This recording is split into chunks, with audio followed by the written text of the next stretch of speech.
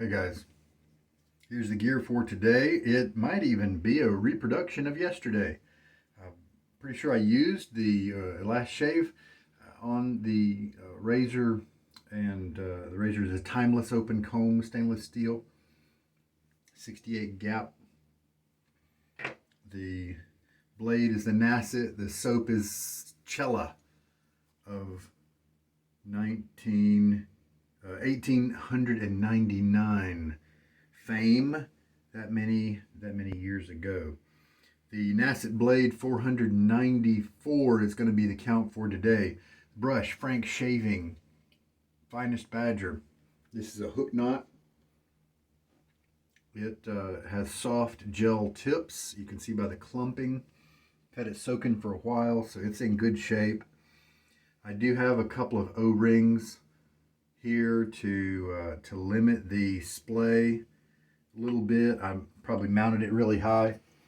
This knot I mounted at such an early part in my shaving journey that I don't even remember if I was thinking about the backbone and all that stuff at the time, so who knows.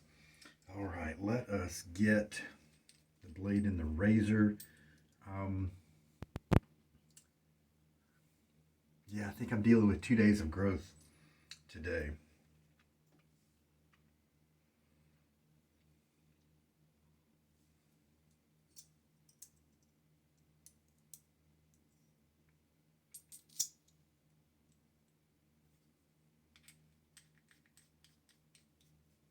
This is the knurled handle for Timeless. I really like it. It's one of my favorites from them. That barber pole handle they have is pretty good too. I'm going to do that slurry lather again today. I let this soap tub sit out for several hours after the shave. Not something I usually do. So it looks dry right now. I usually cap it up after about an hour of being open, or 45 minutes, 30 minutes, something like that. At the end, when all my gear is cleaned up, one of the last things I do is cap up my soap. And that gives a little bit of the moisture time to leave. So I'm not going to change my load time too much based on yesterday, since it has potentially dried out some. Don't need to fill any extra water into my cup since I'm using the a face lathering method here. Won't be adding anything into my bowl. It will be used to just kind of hold the brush, that sort of thing.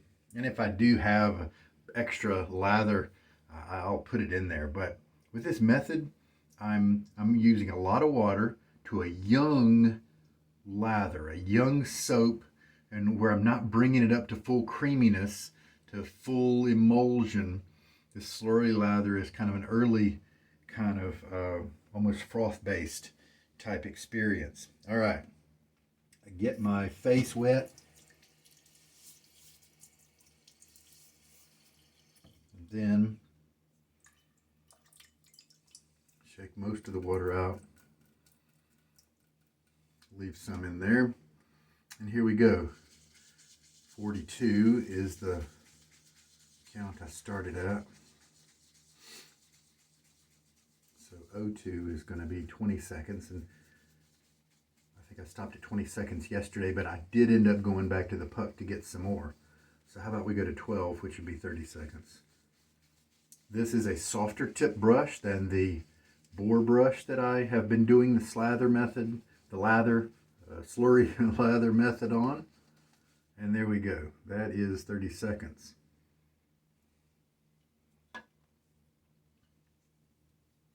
And so I don't think the soft tips, these gel tips, are going to pick up as much lather, pick up as much soap off the tub here.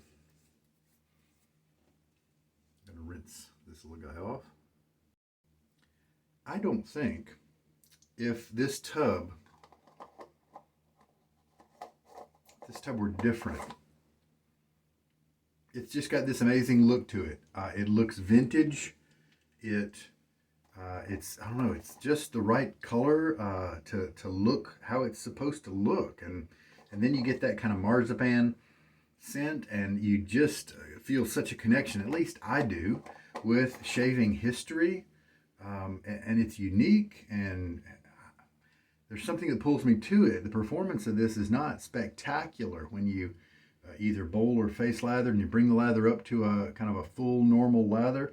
It doesn't compete with the top, but I mean that's okay because it's cheap ish, and so I think it is where it is. Can't expect it to compete at the top tier, but even so, there's just something that draws me back to it. All right, so here we go. That is how much soap it looks like we have on the brush. I'm going to start gently moving the brush around because I don't want to immediately dump the water out right away.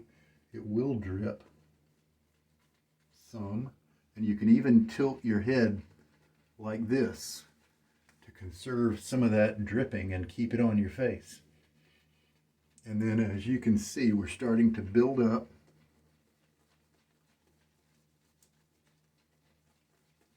a little bit of lather.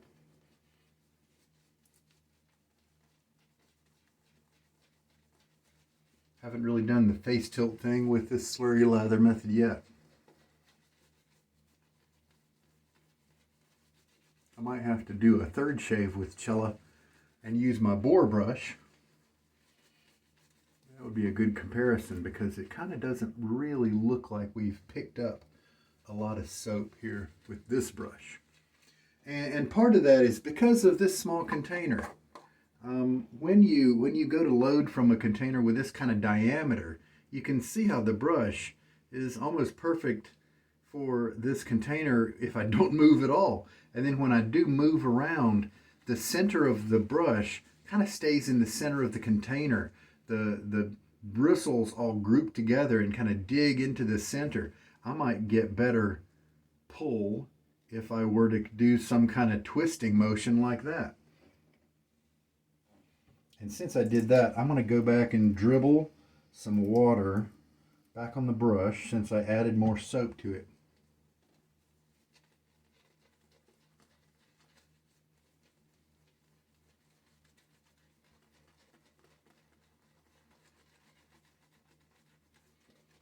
And that is bringing up the lather more quickly, so looks like we did something right by going back to the tub. This is not as dry. This is not as wet as most of my other first pass slurry lathers. But I think it's just the way you load from the tub here. I think that's making things different.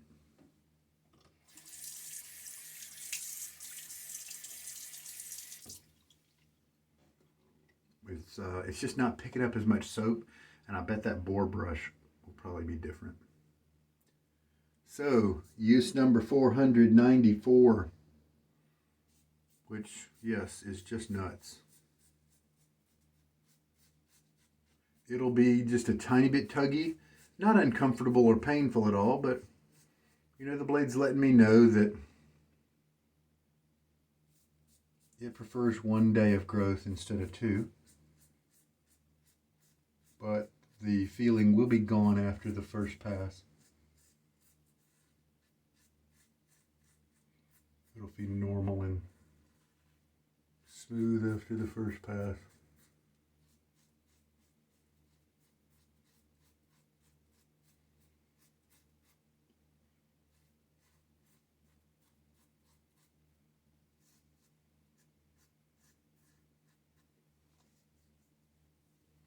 Not getting a lot of that super wet slickness this time.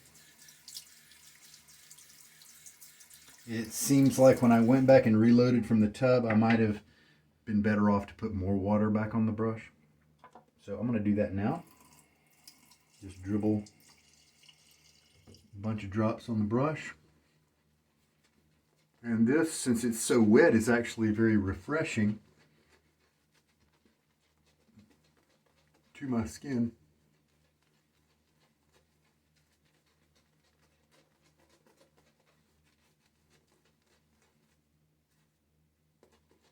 So I'm just kind of doing proof of concept with trying some different brushes with the Slurry Lather method.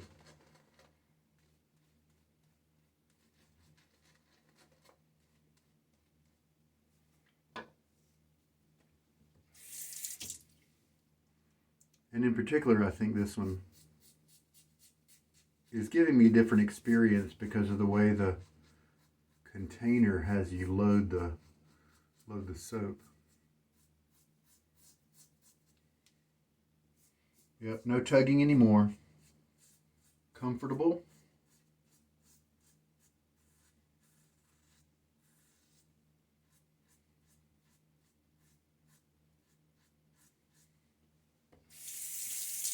As we march toward 500, and as a little reminder, that's 500 shaves with only on the one side of the blade.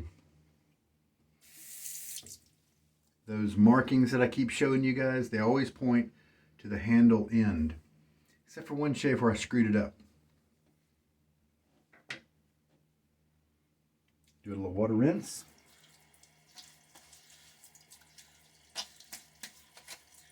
Nice and refreshing. Let's see if I need to go back to the tub for more soap. Again, I'm reminded how much I enjoy the feel of this brush. It's very economical, inexpensive, but it does a very nice job. I am going to have to go back to the tub here. Get a couple of twists. Let's see how that works. Third pass is what I'm on now.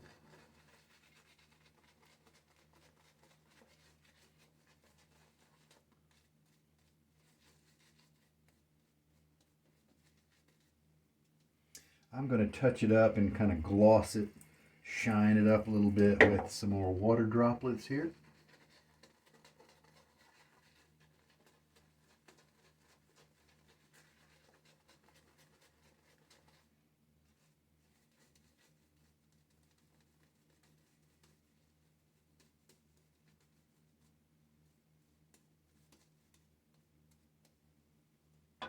So this is the second time I've tried to Slurry Lather Cella, and it went better the first time. But I am getting a good shave either way, so it's a win-win. It's just that this one is behaving a little bit more like a normal face lather. Live and learn.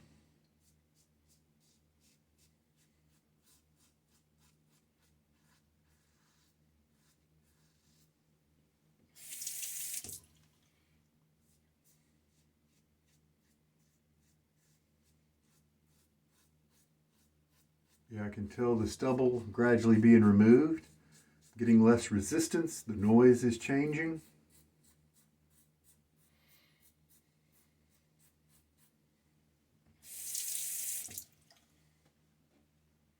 And water splash.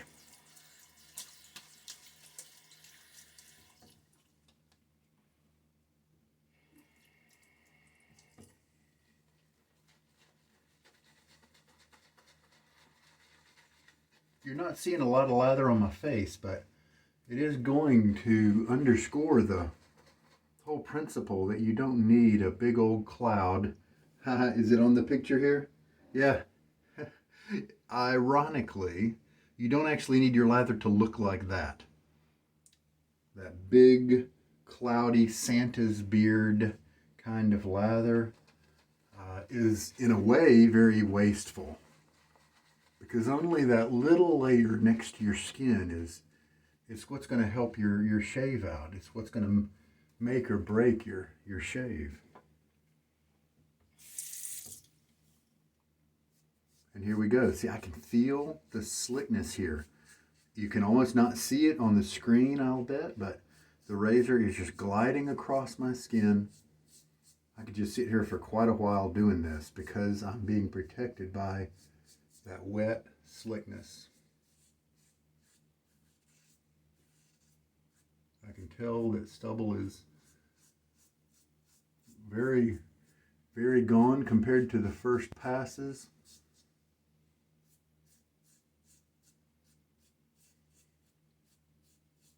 So if I use this same setup again, and I want to do the slurry lather method, and I don't want to have to kind of keep going back to the soap tub, what should I do?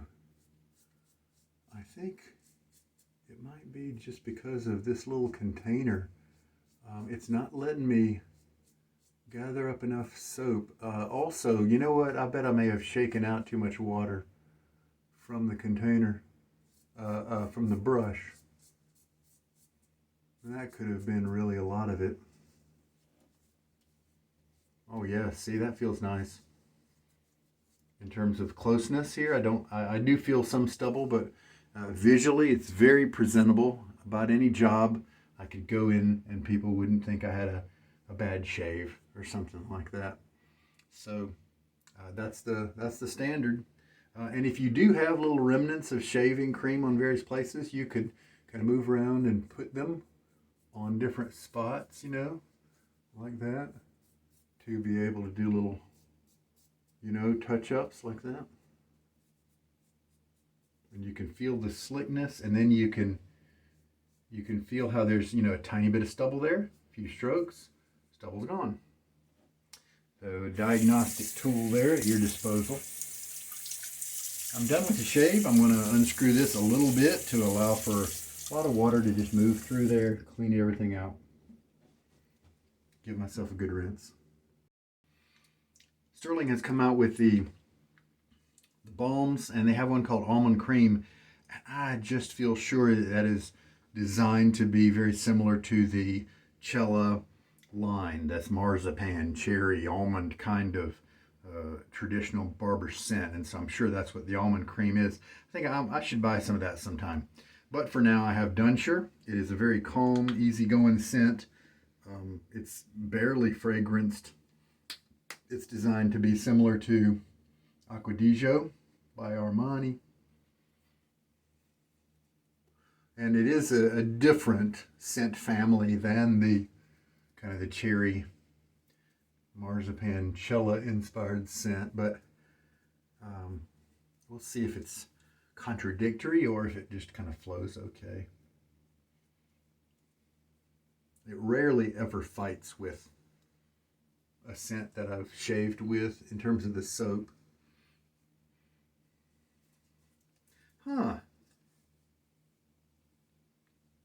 What's happened here is that the Cella scent that I've gotten used to, and perhaps the tobacco scent that's been floating around as I smoked a little bit of pipe before this, the citrus notes in this Dunshire / Acqua di Gio, they are jumping out at me, and they've never done that before. So the other notes of that scent profile of the Dunshire have been subdued so that those citrus ones are really jumping out. Interesting. That happens sometimes with when you don't match a shaving soap with a post-shave product. You get a bit of contrast, or you get if you are using a soap where you go nose blind, you get used to a certain type of scent during the soap phase, and then when you go to put the aftershave on, you then pick up all the differences in the aftershave product. You kind of subtract all those commonalities that you had in the shaving soap. Sometimes that happens, and that may have been a little bit of what happened today. It was a good shave. I didn't have a lot of residual slickness because while that was kind of transparent toward the end, and the razor did feel very slick, there was not very much soap on there after the fact. And so it was a very quick rinse process. And this is what the brush looks like after a good towel stropping. Good rinsing out, slinging out in the sink, and then a little bit of work on the towel. This is a Whip Dog handle. I believe it's the Luna with the stripes. I assume he still carries that one. This was bought years ago. A little bit of clumping still remaining even after the towel stropping, and that's normal. These are wet tips, and they will be wet for a while, and then in the morning after a drying period, they'll hook and be a little crispy. You don't really want to disturb them when they're crispy because they could break. They're more fragile at that point.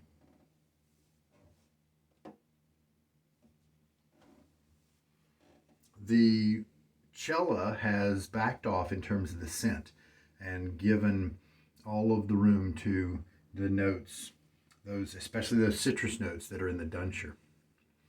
So this shave, I feel, could be improved if I wanted to do it again by leaving more water in the brush when I started, not shaking out quite so much, and then potentially loading for longer in the soap tub. Maybe I'll feel like trying that tomorrow, or maybe I'll move on to a different soap. I do want to get back to Barrister and Mann War, the Four Horsemen, the War scent from that collection. I feel a little bit of an urge to return to that. That was a fun, very unique, enjoyable scent. Kind of on the opposite end of this. This is connecting me with my shaving history and traditional and calming and easygoing in the scent department. This Cella, and War is the opposite of that. Very good.